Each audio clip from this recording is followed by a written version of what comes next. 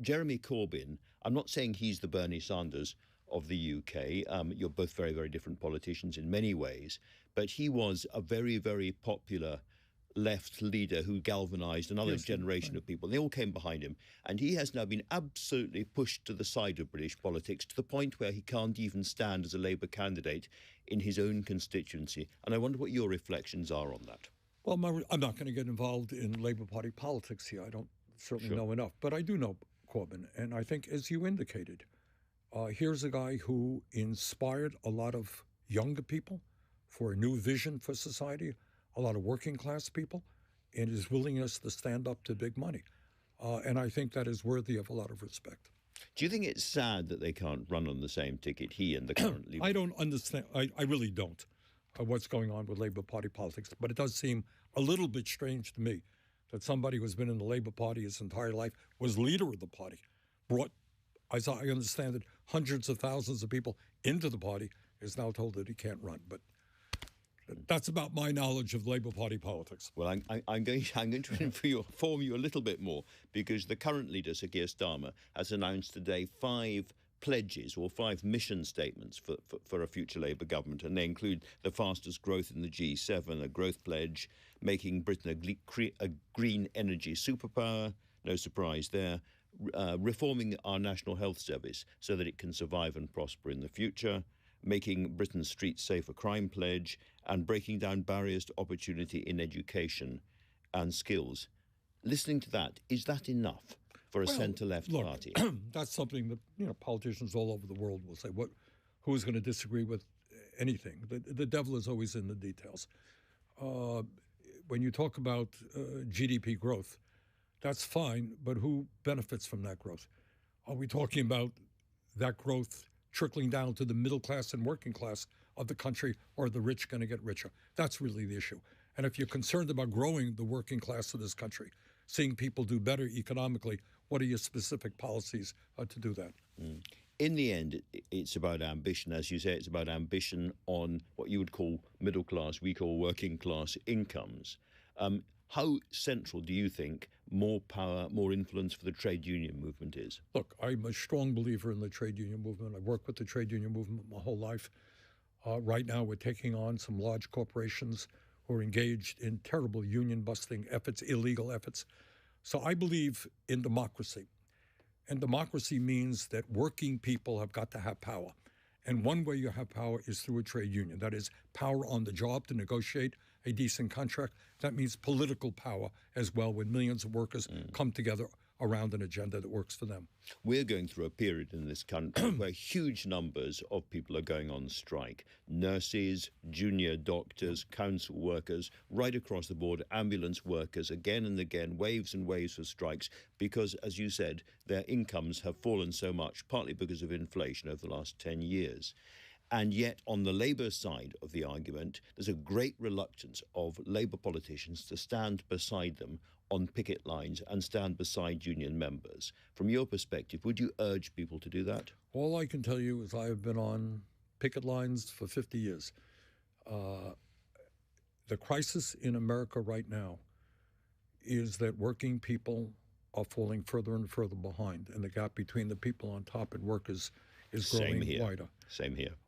And I don't know how you have a political party that stands for anything if they don't stand with the working class of this country. And I suspect in the UK it's not radically different than it is in the United States. People on top are doing very, very well. And I think why so many people get demoralized and alienated from the political process is they see the people on top doing phenomenally well, and they're saying, who is standing with me? Who is worried about the future of my kid, whether I can afford to send my kid to college? Who is worried about whether I can pay the rent? And you need, in my view, political parties in the United States, in the UK, all over the world, who say, you know what, we're prepared to take on powerful special interests. We're going to stand with the working class, with the unions. One of the other themes in your book, not surprisingly, is a certain Donald Trump. And you make the argument in this book that the struggle against Trump, where you stood shoulder to shoulder with Joe Biden towards the end of that campaign, isn't a normal political struggle. It's actually about the perseverance of American democracy itself. You see Trump as a genuine threat to American democracy.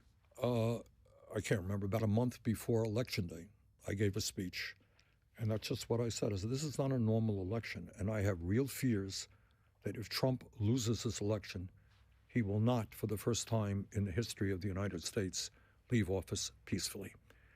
And that fear ended up being justified when we saw what happened on January 6th. So I think in Trump, uniquely in American politics, you have somebody who does not believe in the rule of law, does not believe in our Constitution, and does not believe in democracy. What was going through your mind on the day that huge eruption happened at Congress and all those people broke in? Honest to God, it was disbelief. We have all kinds of protection and security around the U.S. Capitol. It never crossed my mind that it would be conceivable for a mob to literally take over the Capitol and the Senate offices.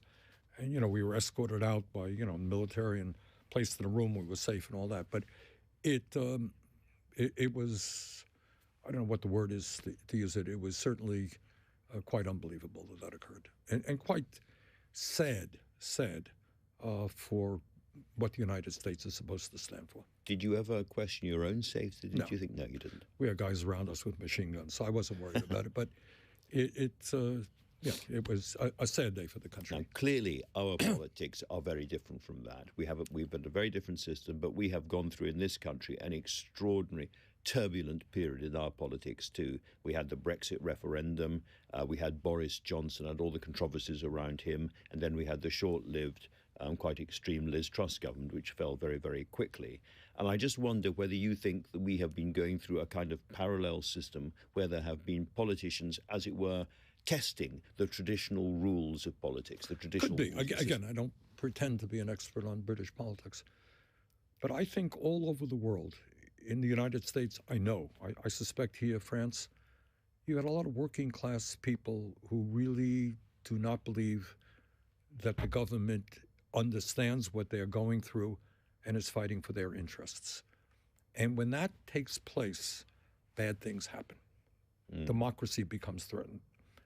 So I think all over the world, what the revitalization of democracy means is people seeing they're talking about issues that are relevant to me. They are doing something to improve my life, and they're not just worrying about the rich and the powerful. So why is it that in this period they so often turn to the radical right rather than to the left?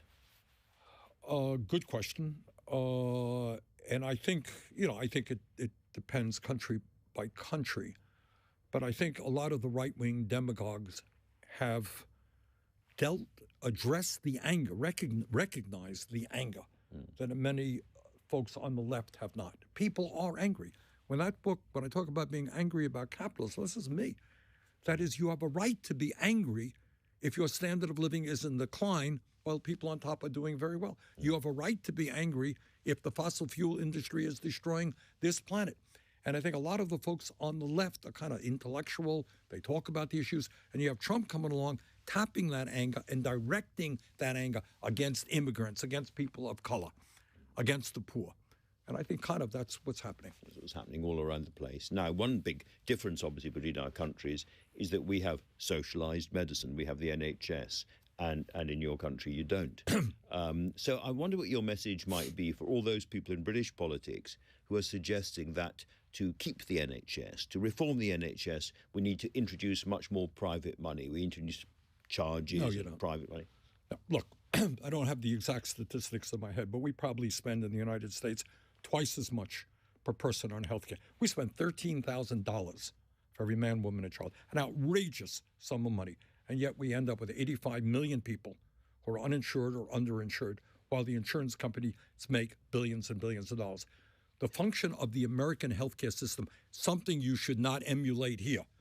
The function of the American healthcare system is to make the insurance companies and the drug companies phenomenally rich. The goal should be, and it's not an easy goal, is how in a cost-effective way do you provide quality healthcare to all people as a human right? Not necessarily easy, but that's the goal. And it's a lot less expensive than allowing the insurance companies to get involved in order to profit off of the system. And looking at what's happening here, do you see a risk that Britain starts to look at the American model and go in that direction? Do not look at the American model. Please do not. build on what you have, improve what you have. Healthcare is a human right. That's what it is. And that was established here in, 1948. That was an extraordinary achievement. And I understand your system has problems. Deal with those problems. But don't think that insurance companies and privatizations are going to make the situation better. They will only make it much worse.